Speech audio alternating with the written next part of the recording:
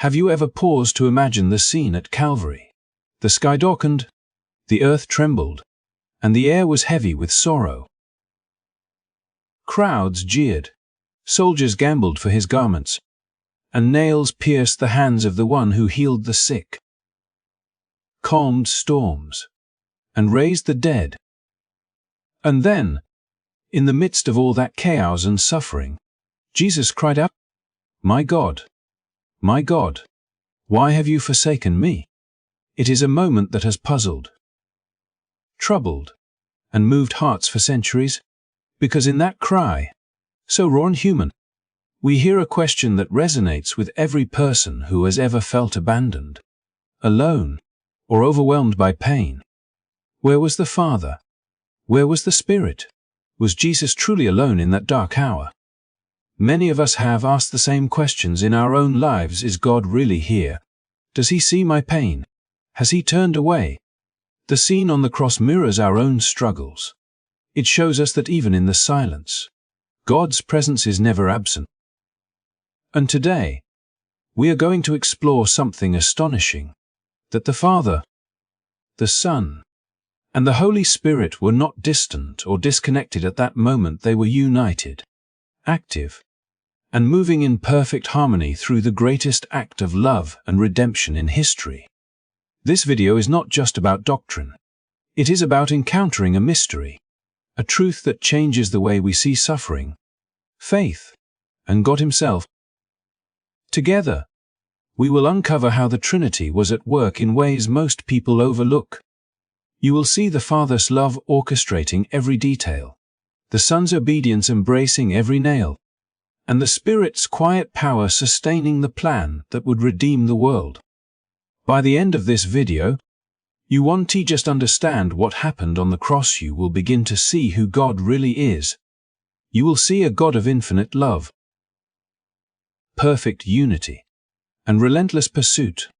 And most importantly, you will discover that the same God who moved in that moment still moves in your life today,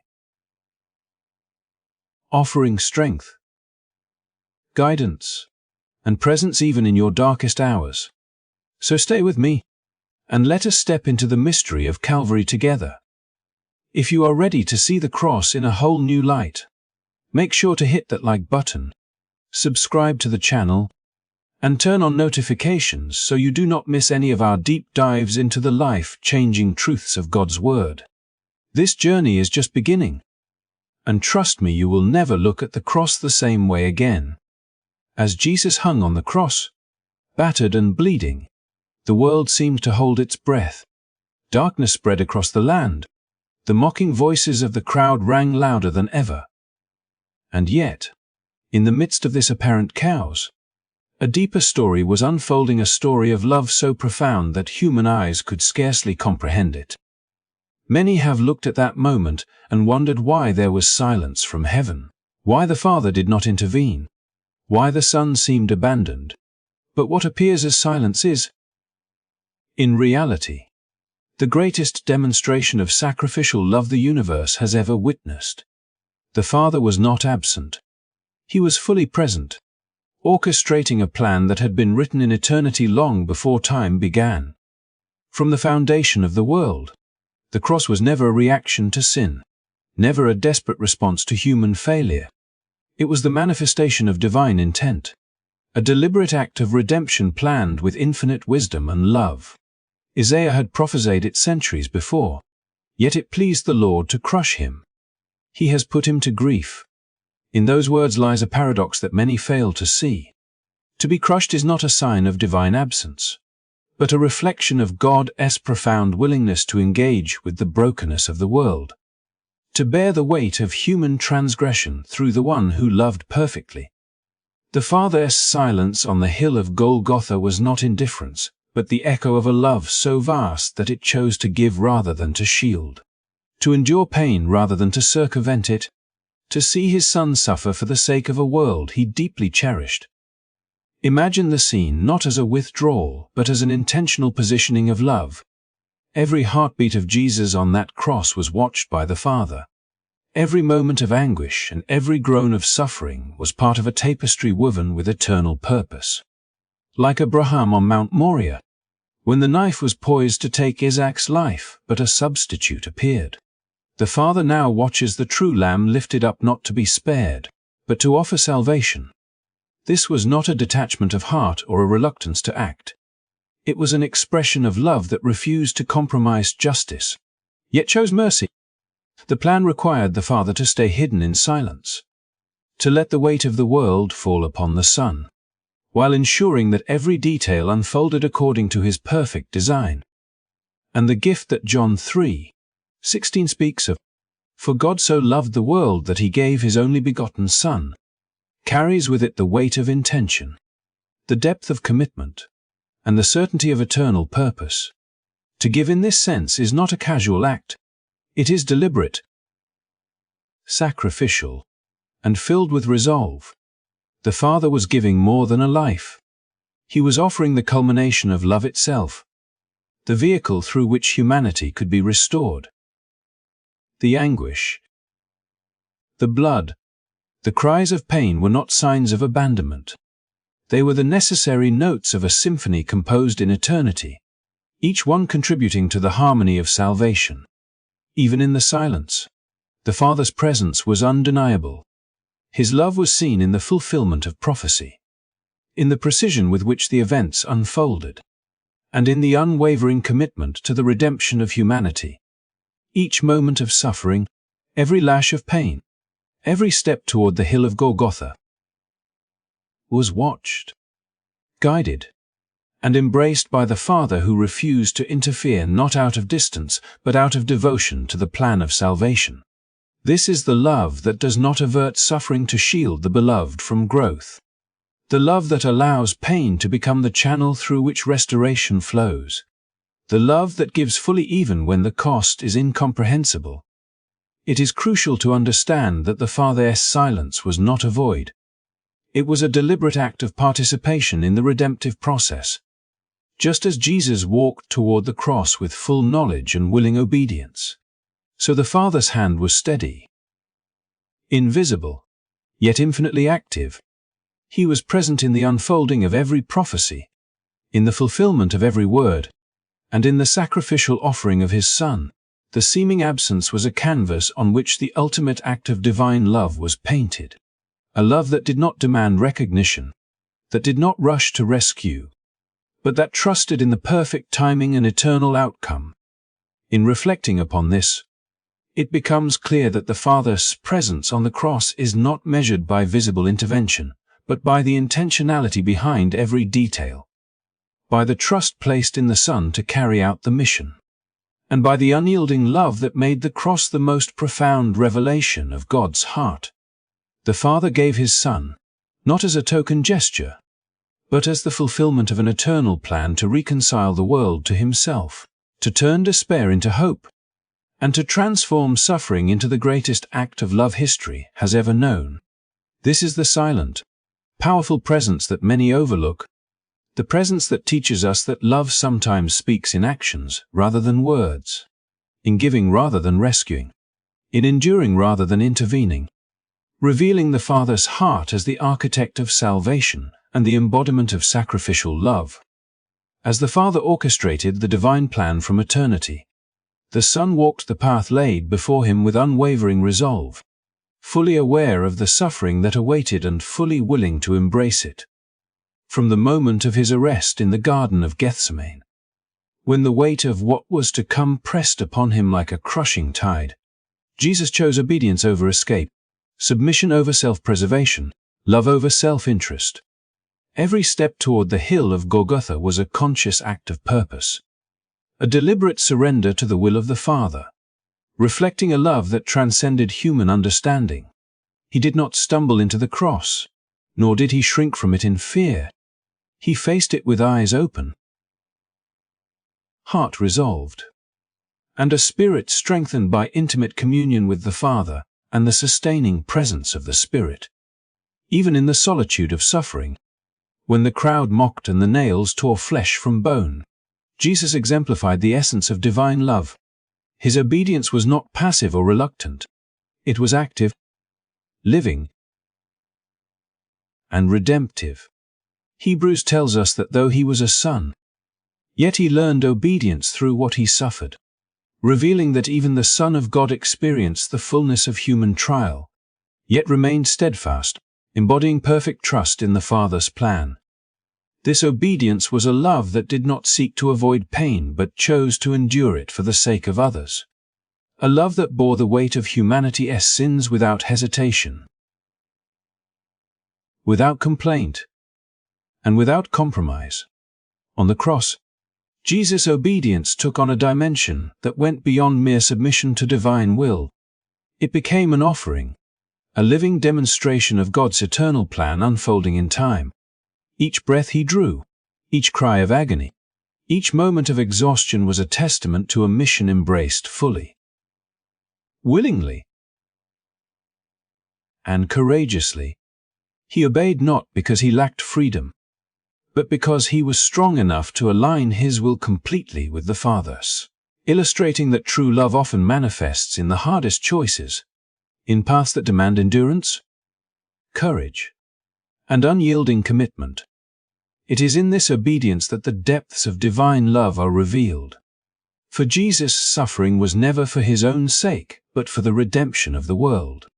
He carried the punishment humanity deserved, bore the weight of transgression, and absorbed the full measure of human brokenness, all while remaining perfectly aligned with God's eternal plan.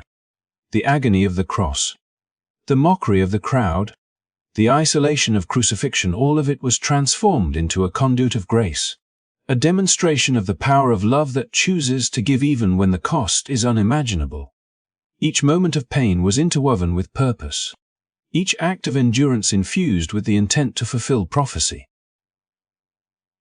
restore creation, and reconcile humanity to the Father. From the garden to the hilltop, Jesus' journey is a narrative of unwavering resolve. The sweat that fell like blood, the thorns pressed into his brow, the nails driven through his hands and feet, these were not random tragedies, but the tangible realities of obedience lived to its fullest.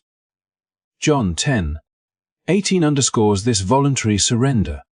No one takes my life from me, but I lay it down of my own accord, affirming that the path of suffering was not forced upon him but chosen as the means to express love and complete the divine plan. In this, we see the profound truth that obedience and love are inseparable when aligned with God's eternal purposes, that the most extraordinary acts of love are often hidden within trials and apparent weakness, and that true strength is revealed through willing sacrifice. Even in the silence of the cross, as heaven seemed still and the world's cruelty pressed close, Jesus' heart remained in full communion with the Father, his spirit sustained by the ever-present power of the Holy Spirit. His obedience was never solitary. It was relational, dynamic, and participatory, reflecting the unity of the Trinity in action. Through suffering, he modeled the highest expression of love, one that chooses to endure, to give, and to fulfill the will of God for the sake of others. Every step, every gasp, every moment of pain was a deliberate participation in the divine plan, a manifestation of love clothed in flesh, revealing not only what God does but who God is. In reflecting on this journey, it becomes clear that Jesus' endurance on the cross was the ultimate intersection of obedience, love, and divine purpose. He embraced suffering as a means of salvation, transformed pain into redemption, and turned agony into revelation. The cross was not a place of defeat. It was the theater of perfect obedience, the stage on which love was fully enacted, and the moment when God's eternal plan was tangibly fulfilled in history. Jesus' willingness to endure the cross illuminates a profound truth for all who follow him. Love often requires sacrifice. Obedience carries the weight of purpose, and the fulfillment of God's plan unfolds not in avoidance of pain but in the courageous embrace of it. In every detail, from the first step toward the garden to the final cry on Golgotha, Jesus demonstrated a perfect alignment with the Father, a steadfast commitment to the Spirit's sustaining power, and a living embodiment of the love that defines God's eternal plan for redemption. As Jesus carried the weight of the world upon his shoulders, moving step by step toward the hill of Golgotha, there was a presence that remained unseen by many yet intimately close, a sustaining force that never faltered, a companion whose quiet strength allowed the Son of God to fulfill the mission he had been entrusted with from eternity. The Holy Spirit, who had hovered over the waters at creation, who had descended like a dove at the Jordan, who had empowered the miracles, the teachings, and the ministry of Jesus, did not abandon him in his darkest hour. Rather, the Spirit continued to empower, to uphold, to infuse endurance and purpose into every etching limb, every burning throat, every heart-rending cry that echoed across the hill. This was the Spirit's work, not to remove the agony, not to shield Jesus from suffering, but to provide the divine strength necessary to bear it fully, to transform anguish into obedience, and to sustain life even in the shadow of death. As the nails pierced flesh and the sky darkened, the Spirit remained active in ways both subtle and profound, orchestrating the unseen harmony between the Father and the Son, ensuring that every prophecy was fulfilled, every word spoken, and every act of redemption was carried out to completion. Hebrews 9:14 reminds us that it is through the eternal Spirit that Christ offered himself without blemish to God, a verse that unveils a hidden truth often overlooked. The Spirit was not passive at the cross, not a distant observer, but an active agent empowering the sacrifice itself. From the first step into suffering to the final declaration of it is finished, the Spirit was the sustaining power behind the obedience of Jesus, quietly strengthening him, carrying him through pain, and ensuring that the redemptive plan, long woven into the fabric of eternity, unfolded perfectly. Imagine the Spirit not as a force of wind or fire, but as the very presence of God working intimately within the Son, breathing life into his mortal body, steadying his heart, and aligning every moment with divine intent. Isaiah had prophesied of this one whom God would uphold, saying, "Here is my servant whom I uphold, my chosen one in whom I delight. I will put my Spirit on him." This was not a prophecy confined to miracles and ministry. It extended to the very moment when Jesus would endure the full weight of humanity's sin, when the Lamb would be lifted up, when heaven and earth would converge on that hill of sacrifice. The Spirit who empowered him to heal the sick now empowered him to endure the nails. The Spirit who calmed storms now calmed the tremors of doubt, fatigue, and agony within his soul, providing the inner fortitude to carry out the Father's will without hesitation or faltering. Through every insult, every mocking voice, and every ounce of physical torment, the Spirit's presence was the quiet undercurrent that allowed love and obedience to remain unbroken. It was the invisible strength that kept his eyes fixed on the purpose beyond the pain, the vision of redemption that stretched farther than the horizon of human suffering. The Spirit's role was not to mitigate the reality of crucifixion but to transform it, to empower Jesus to act in full alignment with divine intention, to ensure that the suffering was not wasted, but became the vehicle for eternal reconciliation between God and humanity. Just as the Spirit had guided him through the storms of ministry, revealed wisdom in teaching, and confirmed authority in miracles, so too the Spirit guided, strengthened, and sustained him on the cross, transforming a moment of agony into the ultimate act of salvation. Even in the seeming silence of heaven, when the earth shook and the sky was cloaked in darkness, the Spirit's activity was undeniable, for without this sustaining presence, the obedience of Jesus could not have been fully realized, and the eternal plan would not have been fulfilled. The Spirit's role reveals a dimension of the Trinity often overlooked, that God's involvement in our world is not distant or detached but active, dynamic, and relational. The same Spirit who empowered Jesus remains present, sustaining, guiding, and interceding, quietly bringing life, purpose, and hope even in moments that appear hopeless. This continuity, this unwavering accompaniment, shows that the cross was not an isolated event in which the Son suffered alone. It was a divine collaboration, a triune harmony in action, where Father, Son, and Spirit were united in purpose, love, and execution. Consider for a moment what it means for humanity that the Spirit who strengthened Jesus is the same Spirit that dwells in those who follow him.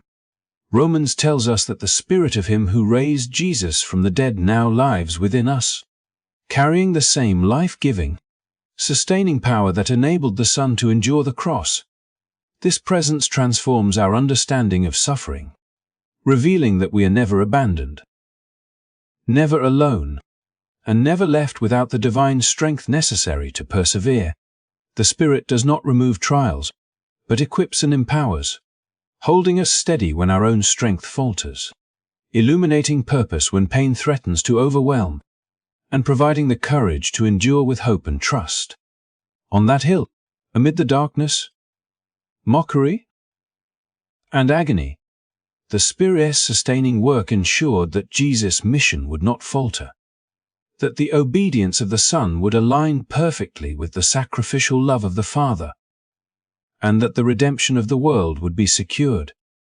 This is the Spirit's nature: quiet, powerful, present, and active, transforming moments of suffering into opportunities for divine purpose, weaving pain into the fabric of eternal salvation, and ensuring that God's plan unfolds in unbroken unity.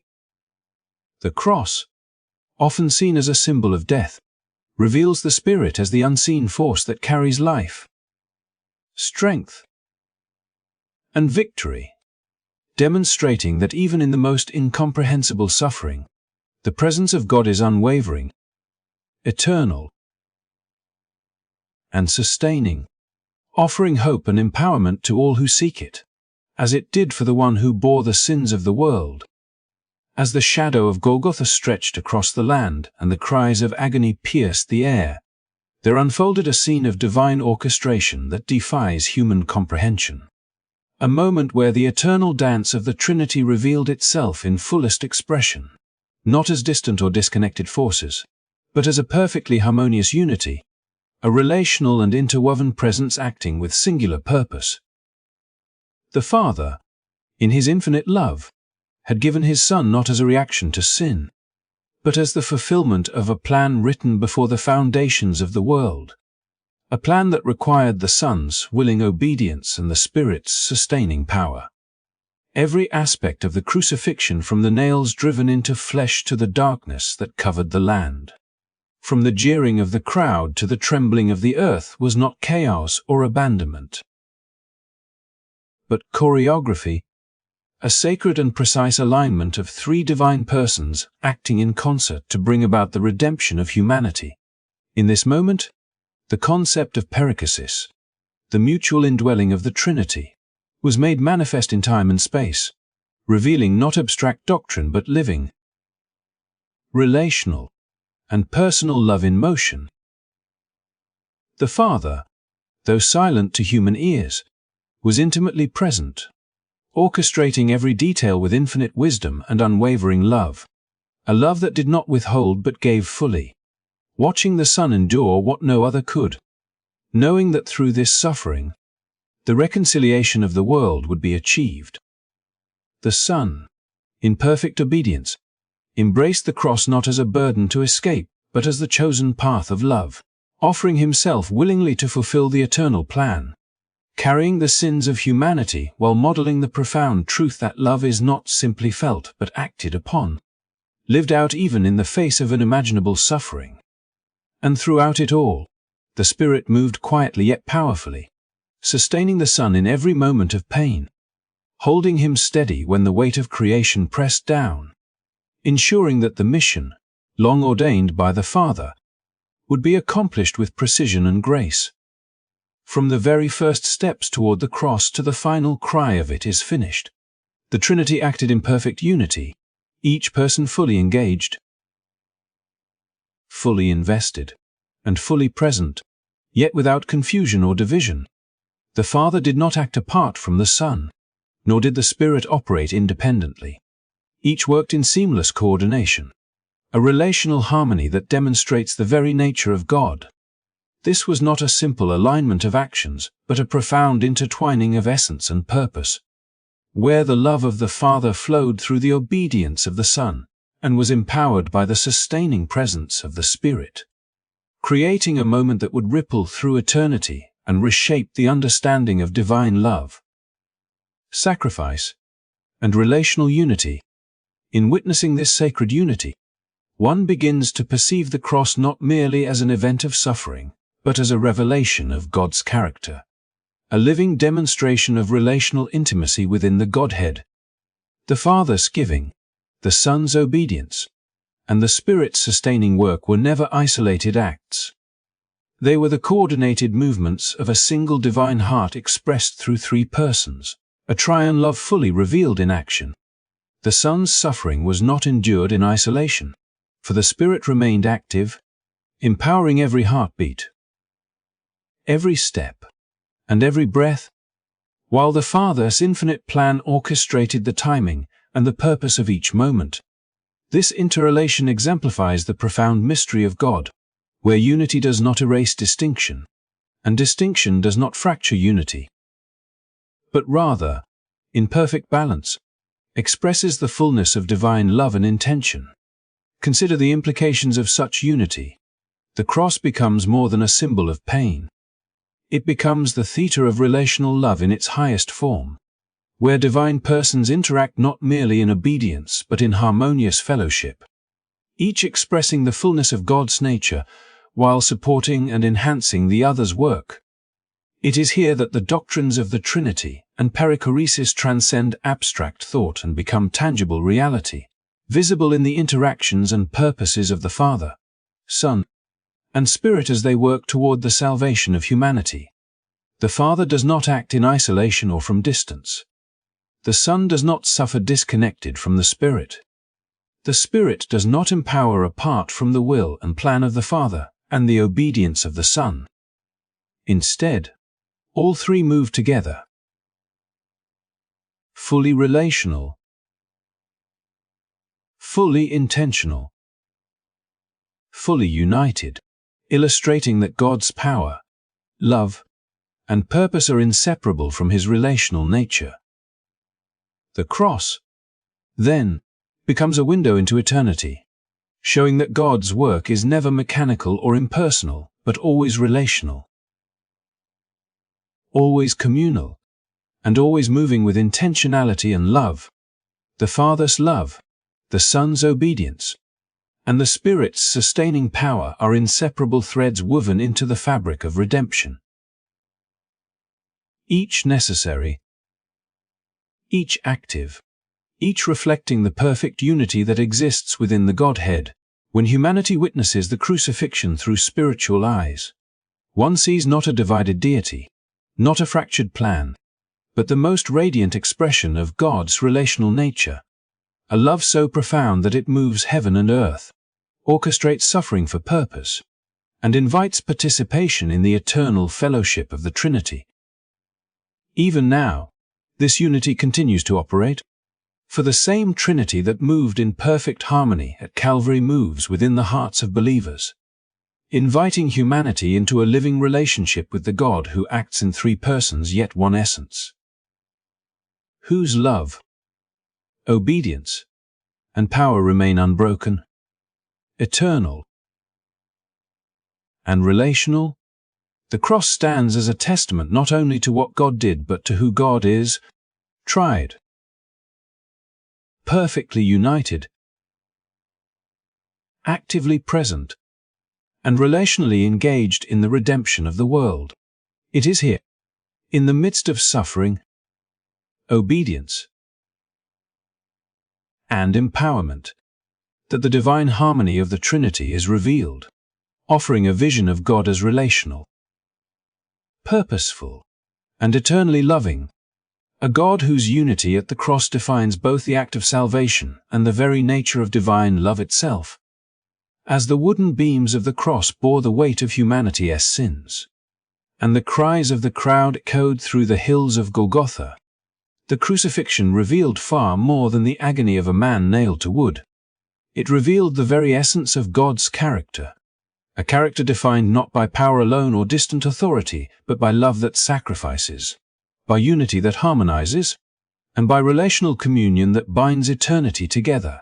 When Jesus lifted his eyes toward heaven and uttered the words, "It is finished," the moment was not simply the culmination of a substitutionary act, though that too was profound, but a window into the divine nature itself, showing humanity who God truly is, a triune God whose love, presence, and purpose are inseparable, flowing together in perfect harmony.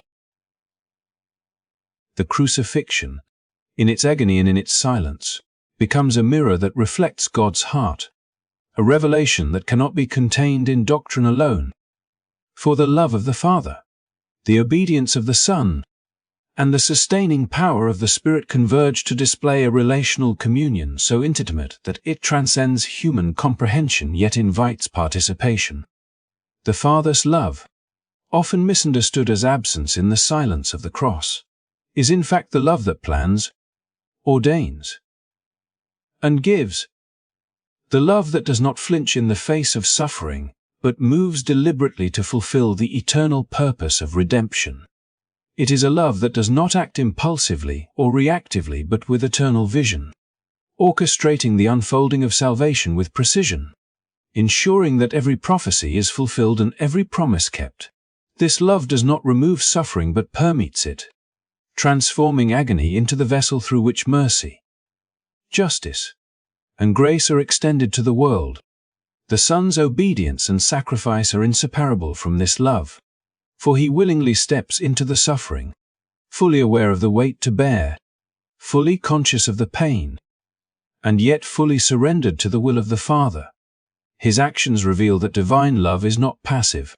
It does not merely observe from a distance but engages actively, entering into the depths of human suffering to bring reconciliation, to restore what was broken, and to reveal the profound depth of relational love within the Trinity. Through this lens, the Spirit's role becomes equally vital, for the sustaining presence that empowered Jesus through ministry, miracles, and teaching did not depart at the cross but remained active, upholding, strengthening, and guiding the Son through every moment of agony. The Spirit's power transforms the cross from a scene of despair into a manifestation of divine harmony, where pain is not meaningless, where suffering is purposeful, and where divine presence is undeniable.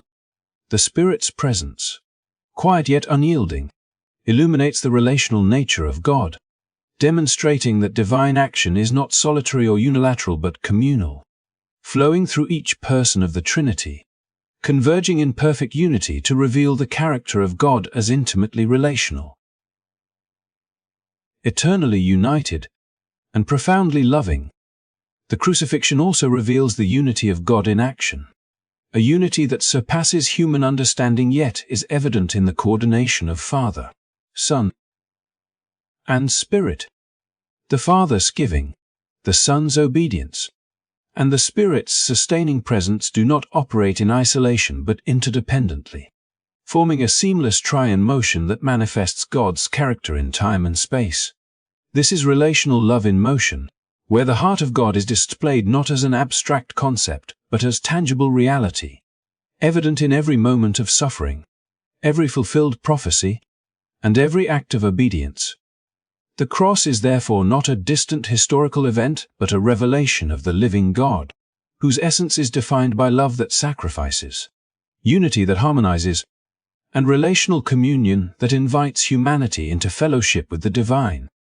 In witnessing this, one begins to understand that the crucifixion is more than the payment for sin. It is the ultimate disclosure of who God is, the love of the Father, the obedience of the Son, and the empowering work of the Spirit converge to show that God is relational at his core, that unity and communion define his being, and that the invitation to relationship is extended to all who encounter the cross. It is here that substitutionary sacrifice and divine revelation meet, where the act of redemption is inseparable from the manifestation of God's character.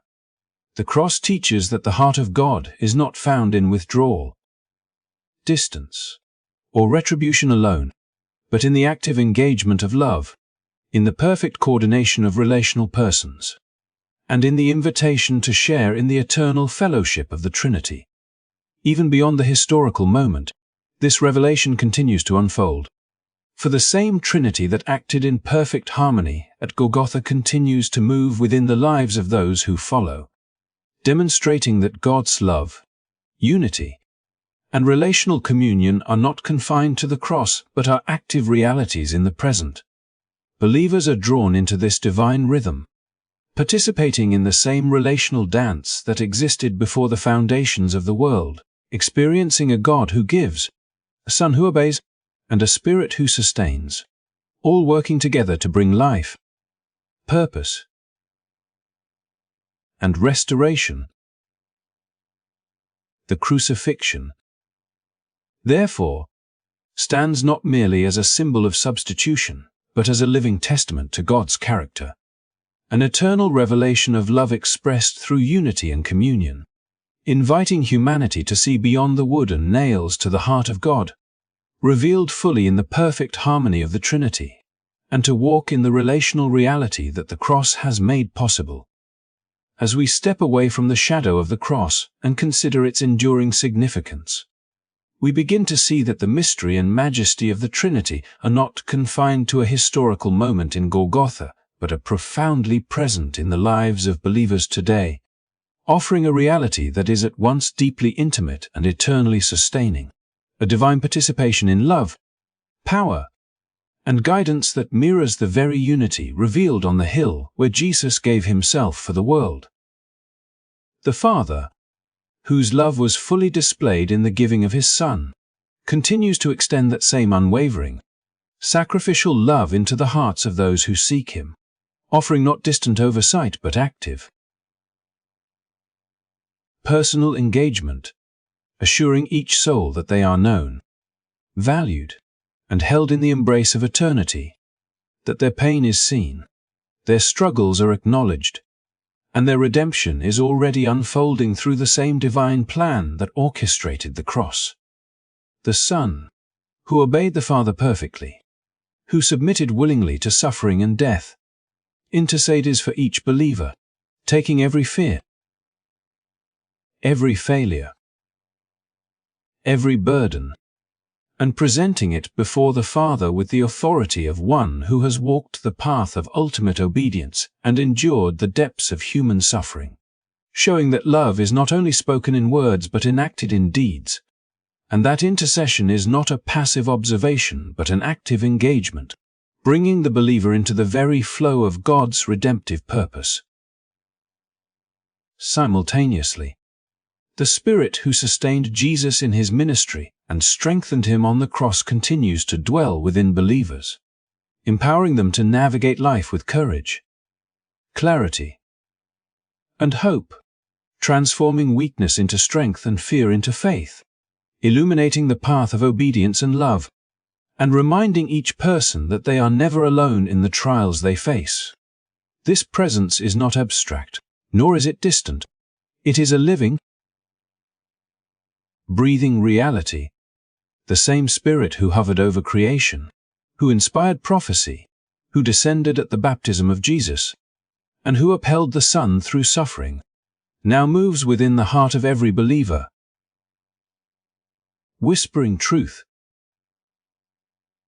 offering guidance, and pouring out life in ways both subtle and profound.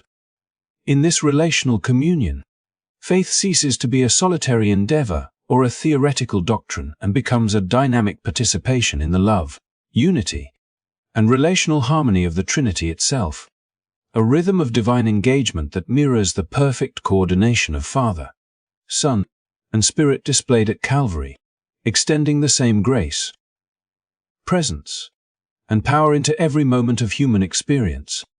When challenges arise, when sorrow presses heavy upon the chest, or when fear threatens to overwhelm, The believer is invited into this divine fellowship to experience a Father who sees and loves, a Son who advocates and intercedes, and a Spirit who strengthens and empowers. The suffering that once seemed isolating now becomes a shared journey, an opportunity to engage with the same divine persons who orchestrated the redemption of the world, turning trials into avenues for intimacy, obedience into expressions of love, and endurance into testimony of relational participation. In each prayer, the Father receives the voice of the believer. In each act of obedience, the Son intercedes with understanding born of his own journey through suffering. In each moment of weakness, the Spirit imparts strength, courage, and clarity, weaving the believer into the eternal fellowship of the Trinity in ways that are practical, sustaining, and transformative. This participation is neither theoretical nor optional, but the very heartbeat of the Christian life, an invitation to walk in the unity and harmony of God's nature, reflecting the love, obedience, and empowerment that were displayed in the crucifixion and that continue to flow through time into the lives of all who accept them. It is here that faith transforms from mere belief into an ongoing relational reality, where the touch of God's love is felt in the Father's care, the Son's intercession, and the Spirit's empowerment, demonstrating that no moment of suffering, no challenge of obedience, no trial of endurance occurs outside of God's relational embrace. The believer learns to navigate life with the confidence that the same divine unity and relational communion that held the Son on the cross now holds them, that they are enfolded in love, intercession, and empowerment, and that their journey is part of the ongoing story of God's work in the world. Through this lens, the Christian life becomes a living echo of Calvary, a participatory experience where the love, unity, and relational presence of the Trinity are not merely observed from a distance, but are actively engaged, shaping thoughts, guiding actions, and sustaining hope, demonstrating that the essence of salvation is not solitary achievement but shared divine fellowship.